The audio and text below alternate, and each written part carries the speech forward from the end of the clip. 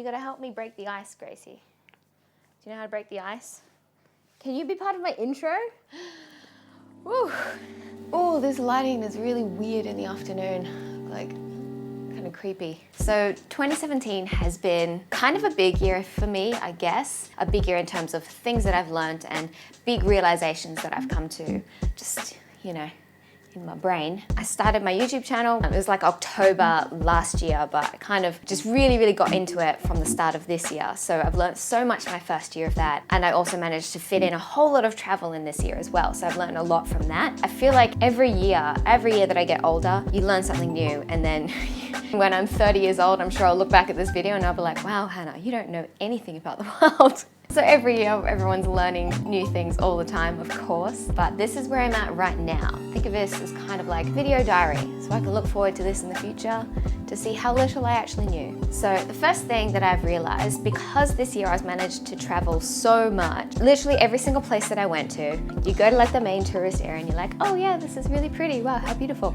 But then it's always when you go to like some other like random side little location that it's just like every single time it never fails to just blow my mind. And it makes me realize the more places that I go to and the more places that I travel to, the more I realize the world is so big and I've seen like this much of it. Almost nothing. The world is so huge. It's exciting for me because it means I can just keep traveling for the rest of my life and I probably still won't see everything. So that's been a big and a great revelation for me. I can't wait to do more of that next year. The next thing that I've realized this year is that I really love traveling alone. I traveled alone a lot this year because just generally it's a lot easier to organize because it's hard for everyone to get time off at the same time and to organize trips and everything and to cater the trips for everyone's needs. And sometimes it's just a random place that I want to go to and it could just be complete crap. Therefore, I wouldn't want to drag someone else along then actually feel sorry that I dragged them along in the first place. So I always feel like it's a safer option if I just go by myself because then I'm not gonna let anyone down or like annoy anyone while I'm there. And I've learned to really love traveling alone. I've got a lot of friends that they wouldn't even like eat lunch alone. Like they felt really self-conscious eating lunch in a cafeteria alone. I don't know, I think it's a really beautiful thing, a really great thing if you can enjoy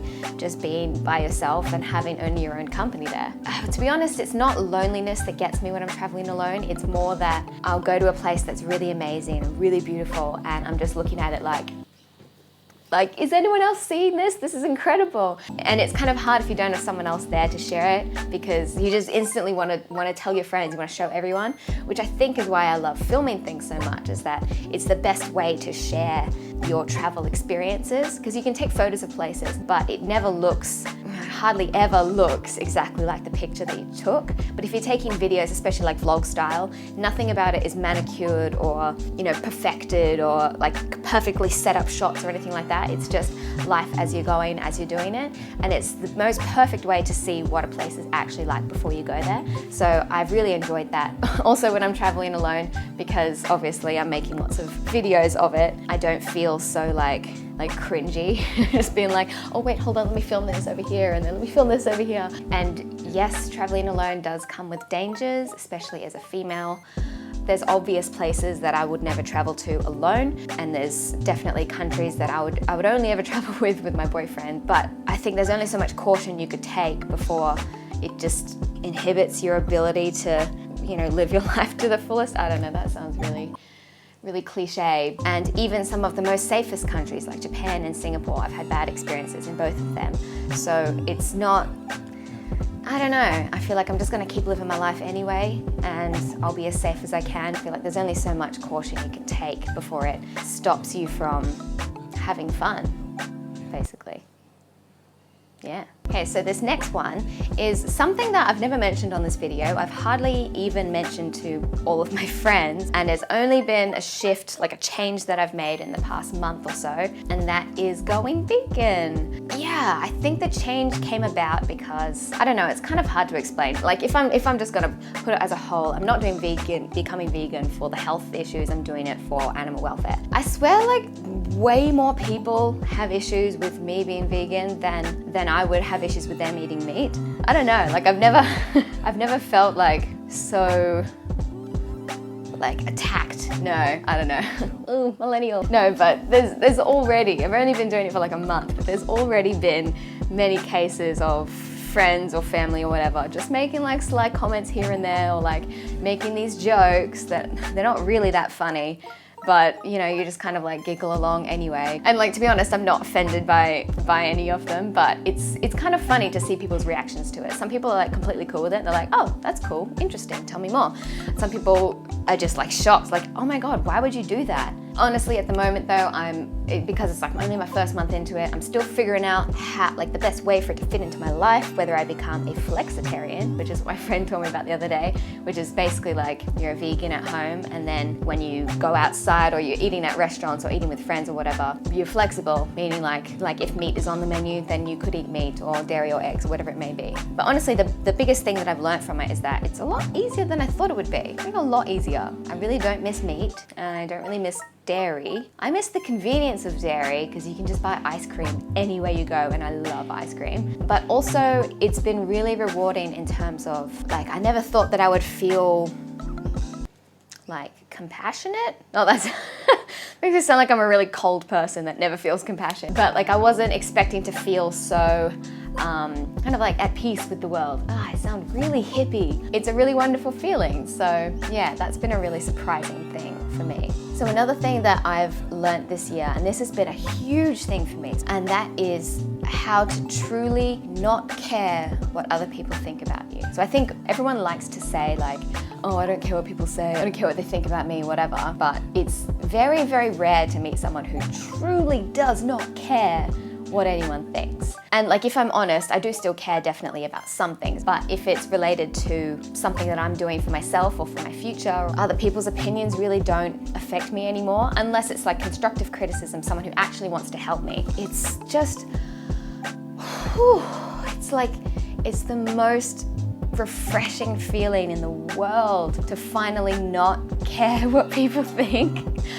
Wow, I think I've learnt it from 4 main influences in my life. The first one is Gary Vaynerchuk. If you're not already following him on Instagram, YouTube, he does like awesome YouTube videos. Go and follow him. He's like a crazy business, entrepreneurial, motivational speaker, basically. And he's a bit of an asshole sometimes, and he's kind of like grating like his personality a little bit because he does not care about anything. He doesn't need to listen to anyone else. That's been huge, because I just listen to him all the time. The next person is my boyfriend, Yoshi. He is such an incredibly dedicated and passionate and just like successful person, and he doesn't care. That's the reason that he's so successful, because he doesn't waste time listening to other people's opinions, and he doesn't stop what he's doing because he thinks someone might be judging him for it. He just does it because he knows that what he's doing is right, so why should anyone else's opinions matter? So yes, Yoshi has helped me so much in that. Thank you, Yoshi. And the third person is my brother, actually. My brother started his career on YouTube. He's got a massive YouTube channel, actually. I'll probably feature him a bit more in like a video coming up. So he's got a huge YouTube channel, and I asked him, how does he deal with it? Because he must get hundreds of awful comments. And he says that honestly, he doesn't listen to them anymore because, good or bad, if it's not constructive criticism, it's just noise. And it's noise distracting him from what it is that he knows that he has to do. The more haters you get just kind of proves like how successful you are. If you keep getting more and more haters, it's probably a big hint towards like your success going up as well. Or it just means that you're actually an asshole. I guess it depends, obviously. It depends how like self-aware you are.